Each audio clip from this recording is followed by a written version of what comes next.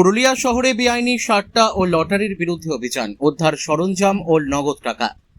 পুরুলিয়া শহরে বেআইনি সাট্টা ও লটারির বিরুদ্ধে অভিযান চালালেও পুরুলিয়া এনফোর্সমেন্ট ব্রাঞ্চের আধিকারিকরা শনিবার শহরের ভাটবাদ বাসস্ট্যান্ড, ইউনিয়ন ক্লাব মোড় ও নডিহা এলাকায় অভিযান চালিয়ে সাট্টা খেলার বিভিন্ন সরঞ্জাম ও নগদ টাকা উদ্ধার করা হয়। জানা গেছে, পুরুলিয়া শহরের বিভিন্ন এলাকায় দীর্ঘদিন ধরেই বেআইনিভাবে সিঙ্গেল ডিজিট ও টার্গেট নামে সাট্টা চালানোর অভিযোগ ছিল।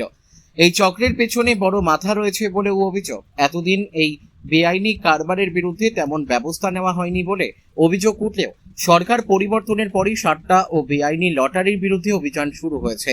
শনিবারের অভিযানে বেশ কিছু সামগ্রী ও নগদ টাকা উদ্ধারের ঘটনায় শহর জুড়ে চাঞ্চল্য ছড়িয়েছে। এই কারবারের সঙ্গে আর কারা জড়িত এবং এর পেছনে থাকা মূল চক্রের হদিশ পেতে তদন্ত শুরু করেছে আধিকারিকরা। পুরুলিয়া থেকে বিশ্বজিৎ সিং সর্দারের রিপোর্ট, বিগ নিউজ বাংলা। আমি তো অনেক আগে করছিলাম, এখন বন্ধ হয়েছে। আমি এখানে বসেছি, আমি করিনি, খাতা পড়তে দিলে আমার এখানে এটা কি, এটাকে কি বলা হয়? সিঙ্গেল সিঙ্গেল ডিজিজে বলা, আর কি বলা হয়? Single disease. আর এখানে আরো কি জাল লটারি? না না না,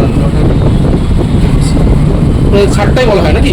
হ্যাঁ, মানে সিঙ্গেল ডিজিজে বলা। টার্গেট টার্গেট কি নাম?